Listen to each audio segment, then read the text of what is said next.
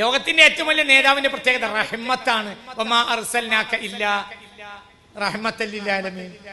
അപ്പോൾ അതുകൊണ്ട് പിന്നീട് വരുന്ന ഏത് ഫോട്ടോസ്റ്റാറ്റായ നേതാവാണെങ്കിലും, റസൂലുള്ളാഹിന്റെ ഫോട്ടോസ്റ്റാറ്റുകളാണല്ലോ പിന്നീട് വന്ന നേതാക്കന്മാരൊക്കെ, അവർക്ക് ഉണ്ടാകേണ്ടതും ഉണ്ടായാൽ വിജയിക്കുന്നതും സമുദായം നേരെ നിൽക്കുന്നതുമായ മാത്രം എന്താണ്? റഹ്മത്താണ്.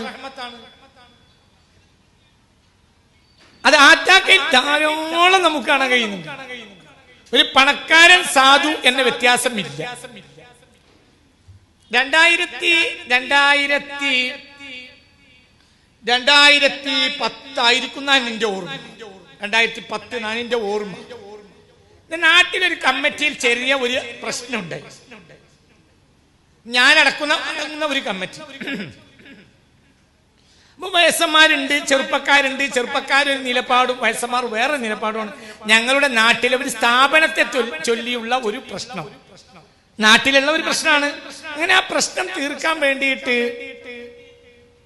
നാട്ടിലെ പ്രമാണിമാരായ നേതാക്കൾ, ഞങ്ങൾ കുറച്ച് ബാല്യക്കാരും അക്കാലത്ത് ആറ്റാക്കാന്റെ അടുത്തേക്ക് കേസ് തീരുമാനമാക്കാൻ വേണ്ടി വെച്ചു. 2010 എന്റെ ഓർമ്മ. അങ്ങനെ ഞങ്ങൾ പിന്നെ ഒരു വൈകുന്നേരം അവിടെ ചെന്നു, കാത്തിരുന്നു. ആറ്റാക്ക് വന്നു, പിന്നെ ചർച്ച തുടങ്ങി. അപ്പൊ ചർച്ച തുടങ്ങിയപ്പോ ആ കൂട്ടത്തിൽ പ്രമാണിയും യോഗ്യനും വലിയൊരു രാഷ്ട്രീയ നേതാവും ആയ ഒരു കാരണവർ മോശമായി, ഞങ്ങളിൽ ബാല്യക്കാരായ ആളുകളെ മോശമായി ചിത്രീകരിച്ച് സംസാരിക്കാൻ തുടങ്ങി.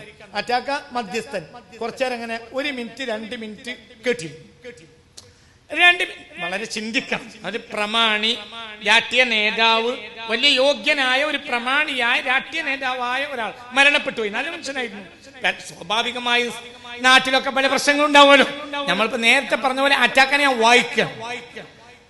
അപ്പൊ പ്രമാണിയാണ്, രാഷ്ട്രീയ നേതാവാണ്, വലിയ യോഗ്യനായ, ഞങ്ങളുടെ നാട്ടിലെ യോഗ്യനായ ഒരു മനുഷ്യൻ ഞങ്ങൾ ബാല്യക്കാരായ ചില ആളുകളെ മോശപ്പെടുത്തിയിട്ട് ആ പാണക്കാട്ടെ മുറിയിൽ ഇരുന്ന് സംസാരിച്ചു.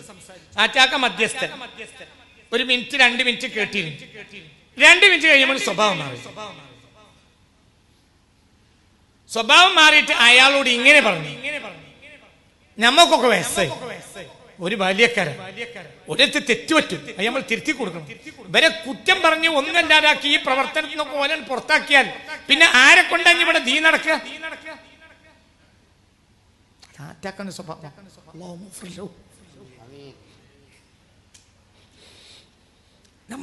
നമുക്ക് അങ്ങനെ ഒരു വർത്താനം പറയേണ്ട ആവശ്യം ഇല്ല. നമുക്ക് വേണ്ടി അങ്ങനെ ഒരു വർത്താനം പറയേണ്ട ആവശ്യം ആറ്റാക്കില്ല. എന്തുകൊണ്ട്? 1, അയാൾ പ്രമാണിയാണ്. 2, അയാൾ അവിടുത്തെ രാഷ്ട്രീയ നേതാവാണ്. അയാൾ ഗർവ് നടിച്ച് ഇറങ്ങിപ്പോയാൽ നഷ്ടം ആറ്റാക്കാന്റെ പാർട്ടിക്കാണ്. അല്ലെ? അങ്ങനെ തന്നെയല്ലേ? പക്ഷെ അതൊന്നും അമ്മൻഷൻ നോക്കൂല. ഇങ്ങനെ പറഞ്ഞ ദേഷ്യപ്പെട്ടു. ബാല്യക്കാരാണ്, നമ്മളൊക്കെ വയസ്സന്മാരാണ്. ബാല്യക്കാർക്ക് തെറ്റുപറ്റും, നമ്മൾ തിരുത്തി കൊടുക്കണം. ഉള്ള കുറ്റം മുഴുവനും പറഞ്ഞ് പൊതുവേദിയിൽ അവരെ വഷളാക്കിയിട്ട് അവരെ ഇവിടുന്ന് ഈ പ്രവർത്തനത്തിനൊക്കെ ഒഴിവാക്കി വിട്ടാൽ ഇനി ഇവിടെ ദീന ആരാ നടത്തുക? അതോടുകൂടെ അവസ്ഥ മുഴുവൻ മാറി, എല്ലാ അവസ്ഥയും മാറി. വളരെ മാന്യമായി വിഷയം തീരുമാനം. ഒരാൾ എന്റെ അറിവിൽ ഒരു പണക്കാരന് വേണ്ടിയോ ഒരു രാഷ്ട്രീയ നേതാവിന് വേണ്ടിയോ അവിശുദ്ധമായ ഒരു വാക്ക് ആറ്റാക്ക പറഞ്ഞത് എന്റെ ഓർമ്മയിലില്ല. ഞാൻ ആ മനുഷ്യന്റെ കാലിന്റെ ചോട്ടിലെ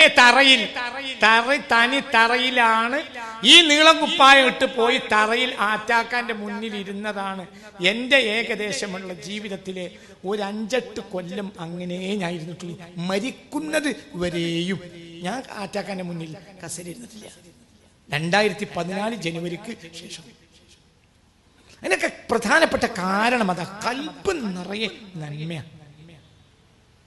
അങ്ങനെ അത്തരം നേതാക്കന്മാർ ഇല്ല എന്ന് ഞാൻ പറയല്ല, പെണ്ടെന്നും ഞാൻ പറയല്ല. എനിക്ക് ഉണ്ടോന്നും അറിയില്ല, ഇല്ലെന്നും അറിയില്ല. അതൊന്നും എന്റെ പഠനം ഇവിടേക്കെത്താത്തത് കൊണ്ടാണ്. ഞാൻ അറ്റാക്ക് വരെ പഠിച്ചതാണ്. അറ്റാക്ക് വരെ പഠിക്കുമ്പോൾ എനിക്ക് മനസ്സിലാകുന്ന വളരെ വലുതാണ്.